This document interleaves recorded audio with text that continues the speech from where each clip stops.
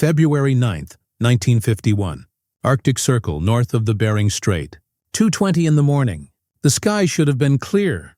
The forecast said polar high, brittle and blue, a night of stars so sharp they could cut a wingtip. Instead, a wall of cloud rose from the horizon like a fortress. It moved without wind, folded and refolded on itself, and flashed with a light that had no thunder. Instruments called it weather. Every other sense called it wrong. In the lead aircraft of Patrol Squadron 7, a P-2V Neptune painted the color of winter, Lieutenant Commander Jack Morgan watched the radar bloom. A perfect arc of green crawled across the scope, then a smear of white noise, then, inside the noise, 3 steady returns. They held spacing, they held speed, they held formation. Nothing natural flies in formation. Morgan touched the interphone switch. Combat Information Station. Confirm multiple contacts inside the cell. A quiet voice answered from the dark behind him. Confirmed, sir. 3 contacts, maybe 4. Range 40 miles. No transponders. Bearing constant. The co-pilot leaned forward, eyes on the windshield where there was nothing to see but a black curtain. Sir, the storm is changing shape. Morgan nodded once. It is changing with us. The squadron fanned into trail, 3 Neptunes stepping down in altitude like footprints on a staircase. The aurora to starboard writhed in green and red ropes, but the storm ahead swallowed even that. The air temperature fell a degree each minute. Frost crept along the window edges in crystalline veins. Somewhere below, the ice pack sighed like an animal turning in its sleep. Command, this is Lead Neptune, Morgan radioed, voice level. We have contact inside anomalous weather. Proceeding to identify. Rules of engagement remain negative. The reply came thin and tinny from 1,000 miles of static. Proceed with caution. Do not initiate. As ordered, Morgan said and nudged the yoke. They entered the cloud like a ship pushing into cold smoke. The world turned white, then gray, then a depthless color that was not a color at all. The aircraft shuddered as the first band of ice grabbed the leading edge. De-icers hammered. The wings shed a rind of winter that reformed as fast as it fell away. The magnetic compass twitched. The artificial horizon trembled and then steadied, as if the sky itself were reconsidering what level meant. New returns, the radar operator said. Holding tight. Speed 200 knots. They are pacing us. Morgan glanced at the altimeter, then at the clock. Time had slowed to the speed of breath. They are not ghosts, he said softly. Ghosts do not fly in parades. Lightning rippled through the cloud, not in jagged spears but in long horizontal veins, as though the storm had a heartbeat. For an instant the silhouettes appeared, broad wings, twin fins, the unmistakable shape of heavy bombers, then vanished behind the milk-white glare. The radio hissed and went mute. The storm carried its own silence. The co-pilot whispered what the crew was thinking. Sir, whose weather is this? Morgan kept his eyes on the instruments and answered like a man reciting a prayer. Not ours, not God's. Keep her steady. The Neptune flew deeper. The storm closed behind them like a door. Ahead, the radar traces marched on, 3 green blades cutting a path through a sky that should not have been able to bleed. February 9, 1951. The Arctic morning did not look like morning at all. The sun rose only halfway here, a dull coin behind ice mist, then hung there, neither day nor night, just a kind of pale waiting. At Naval Air Station Adak, a gray shack bristling with antennas, men read weather reports that contradicted themselves. Temperatures were falling, barometers rising, but somewhere beyond the Bering, a spiral of pressure was forming where no spiral should exist. The United States Navy called the Arctic the roof of the world. The Soviets called it the back door to America. Between them lay 2,000 miles of frozen air, where maps ended and guesses began. That winter, the Navy's Project Sentinel kept watch from the edge of nowhere. 12 long-range patrol bombers flying in endless loops over a sea locked in ice. Their orders were simple: track Soviet flights over the pole, intercept if possible, vanish if necessary. Lieutenant Commander Jack Morgan had flown these circuits for months. He knew the rules of the new war. No dogfights, no declarations, no proof. The Cold War, he once told his crew, means never having to admit you're fighting. In the ready room, men sat wrapped in parkas, coffee steaming from tin mugs, listening to the brief. The intelligence officer pointed at a chart pinned to plywood. Unidentified activity north of the meridian. Pattern repeats every 30 hours. Possibly Soviet training. Possibly atmospheric interference. Someone muttered, "Up here, weather is interference."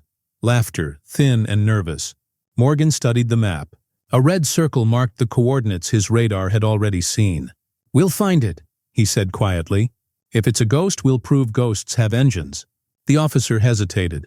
"You understand the risk, Commander. That storm's off the scale." Morgan gave the faintest smile. "So was the war we didn't have last time." Outside, wind dragged snow across the runway in white ribbons. The engines of the Neptunes coughed, then roared awake, the sound swallowed by distance almost at once. Each aircraft lifted into a sky of gray glass and disappearing horizons. From above 10,000 feet, the earth looked less like land than memory, frozen rivers twisting like veins through bone. To the south, America slept under a quilt of cloud. To the north, an empire of silence waited. Morgan's voice crackled over the squadron frequency. "Maintain altitude. Keep your instruments honest, even if the sky lies." A pause, then softer. "Remember, up here, we're the only witnesses." The radio clicked back to static. The men adjusted their headsets, eyes tracing the dull glow of gauges that marked the difference between sky and oblivion. Below them, the polar ice shifted. A long crack opened in the white, as if the planet itself were listening. From the cockpit, the narrator's voice would later say, "The Arctic seemed eternal, but eternity was starting to fracture." February 9th, 1951. 1900 hours. By the time the sun vanished completely, the horizon had dissolved into milk and static. The Arctic night had no edge. It swallowed sky and sea alike. The 3 Neptune patrol bombers of Project Sentinel flew in arrow formation, black shapes gliding through white infinity. Inside the lead aircraft, Lieutenant Commander Jack Morgan felt the cold even through the cockpit heater.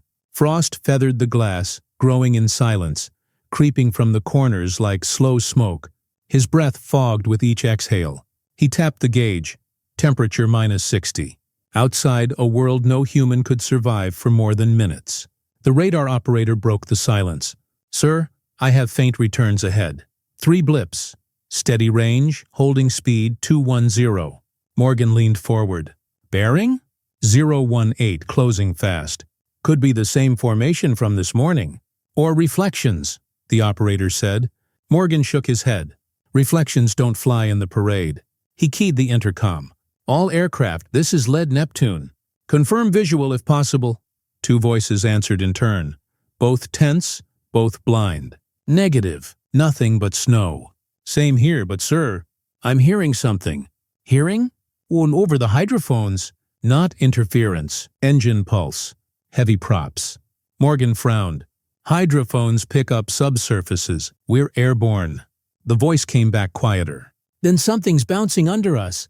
Lightning cracked across the sky, horizontal, like a wound opening through the cloud. For a split second, the storm flashed green, revealing shapes within the whiteness. Wide wings, twin tails, silhouettes that looked too deliberate to be coincidence. "Contact confirmed," the co-pilot shouted. "Multiple aircraft inside the cloud." Morgan adjusted the periscope viewer. The outlines returned. Blunt noses, 4 engines each. 2 4 bombers, he said flatly. "Stalin's clones of our B-29s. The radar man swallowed. "Sir, they're inside the eye of the storm, using it for cover." Morgan thought of the briefings, how Soviet pilots sometimes vanished into weather to jam radar or slip across the pole undetected. But this was something else. The entire formation moved in rhythm, each echo locked to the next, like a marching band no human could see. The intercom hissed. "Commander, radio interference climbing. Can't raise base. Magnetic north just shifted 12 degrees. Morgan glanced at his compass. The needle spun twice before settling somewhere meaningless. "Keep her level," he said. "If they're inside the storm, so are we." They descended another 1,000 feet. The snow became a solid wall. The instruments began to drift, altitude readings twitching, speed indicators shivering.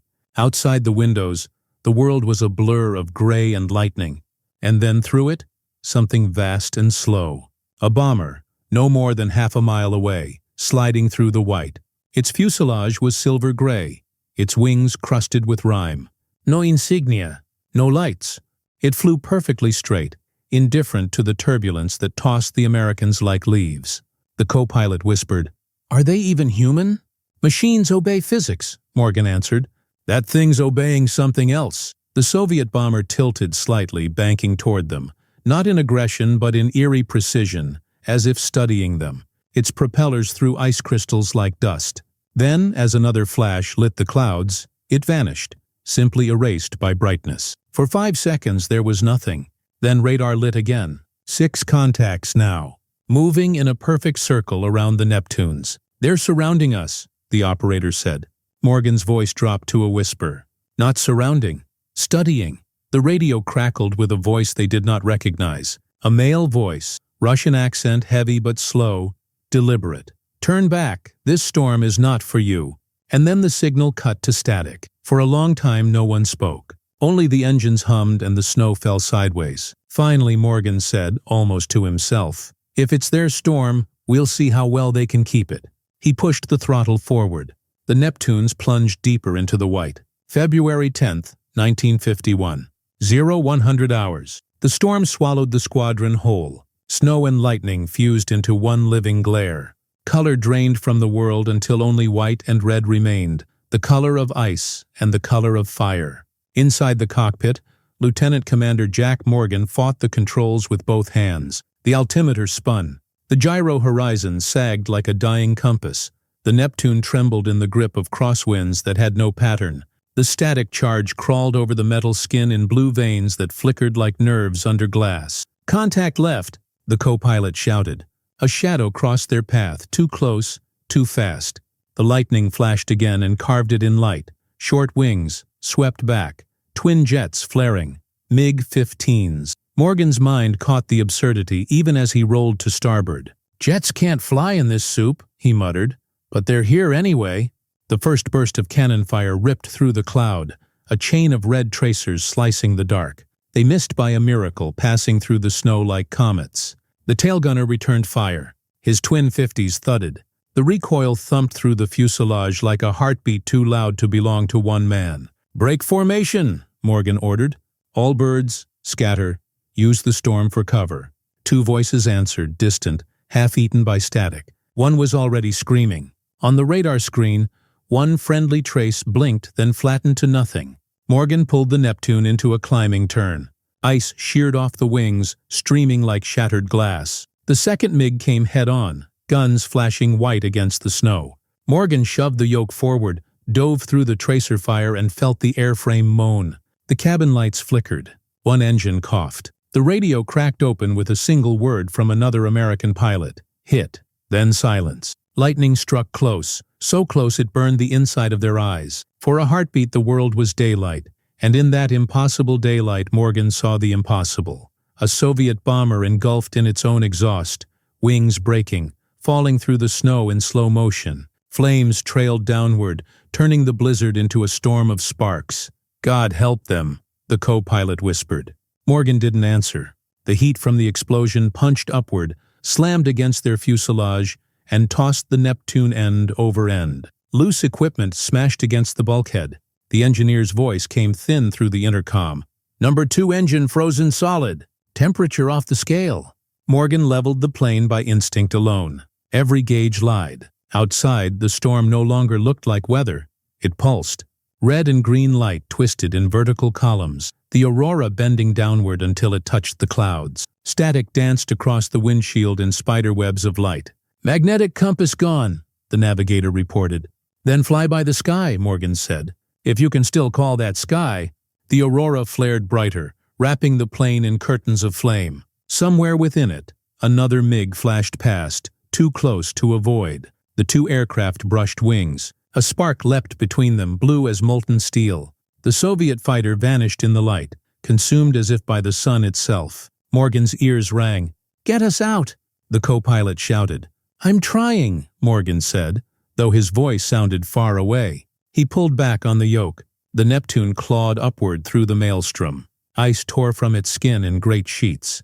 The storm roared as if angry to lose its prey. One last surge of lightning struck behind them, white fire exploding through the clouds, outlining the wrecks of planes, American and Soviet alike, falling together toward the frozen sea. Then, all at once, the noise stopped. The aircraft burst into calm air. Stars reappeared, cold, perfect, endless. Below, the storm spun itself apart in slow spirals of cloud, a wound closing over darkness. The crew sat motionless, blinded by silence. Morgan's hands shook on the controls. His voice, when it came, was barely human.